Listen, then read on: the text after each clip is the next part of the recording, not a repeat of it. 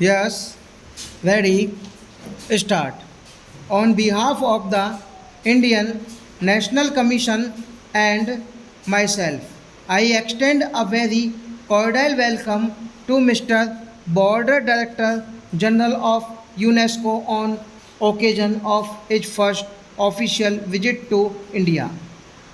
The welcome is greater as we have been expecting him since last year, and the disappointment felt at his inability to fulfill his engagement then has accentuated our pleasure in finding him in our midst today. We welcome him not only because he is the Director General of UNESCO but also because of the personal contribution he has made both before and since he assumed that office towards the furtherance of peace through education. His work in rural adult education in Mexico won the appreciation of discerning critics all over the world. Ever since he assumed office as Director General, he has given a new impetus to the program of fundamental education and the service of underdeveloped areas. I have every hope that his present tour of India, Ceylon, and Pakistan will establish closer bonds between UNESCO and these countries and lead to greater efforts in the cause of education for peace and unity.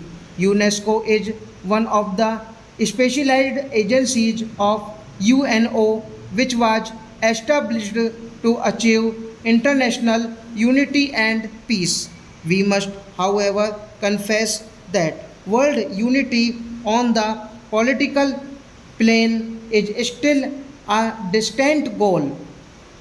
The World Organization, which have been set up to achieve political unity, whether as the League of Nations or the United Nations Organization, have not yet achieved anything that can rekindle the hopes of man. UNO, founded to solve all political problems in a spirit of unit equity by remaining free from entanglement with power blocks, is unfortunately itself becoming a victim of power politics. The conflicts between nations that formerly marked the field of diplomacy are now often displayed in the deliberations of UNO. How can we then hope that UNO will succeed in its aims unless it can disentangle itself from the fact of political groupings and judge all questions from the point of view of international justice and peace while aware of the present shortcomings. India is nevertheless a staunch supporter for world peace is so precious an objective that we cannot give up any instrument which offers even a remote hope of achieving it. And what instrument of world peace can there be other than UNO?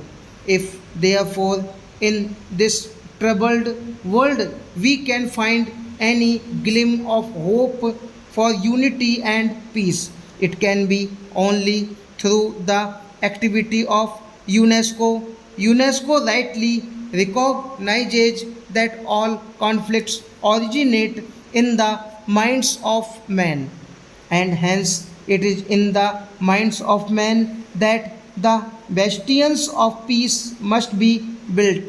The emphasis here is on the cultural unity of mankind to which different countries and different peoples have made their contribution.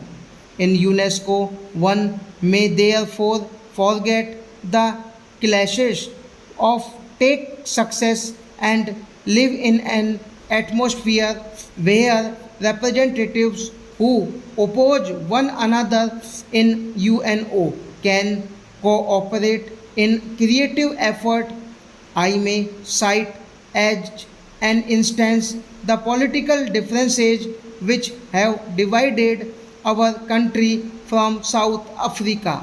India has rightly sought the help of UNO to remove discrimination and racial inequality that prevail in South Africa. But in UNESCO, we find that the representatives of South Africa cooperate with the representatives of India in advancing the cause of education, science, and culture. Education is basic to the creation of an atmosphere in which human beings can meet one another on a plane of friendship and equality. And we are particularly happy that the direction of UNESCO is today in the hands of one who has identified himself with the furtherance of these ends. Mr. Director General, you will perhaps agree with me that men and women of the present generation have been brought up in an atmosphere of such national exclusiveness that they cannot be expected to achieve world unity and world citizenship easily.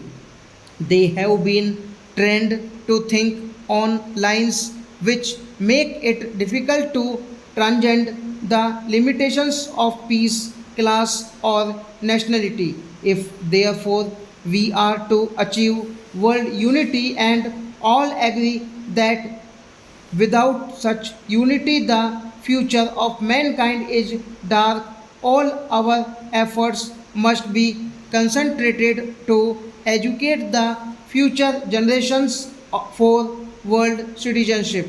If from their earliest days the children of today are trained to think of one another in terms of unity and brotherhood, they will, when they grow up, develop an attitude of mind in which the present conflicts will become unnecessary and unreal.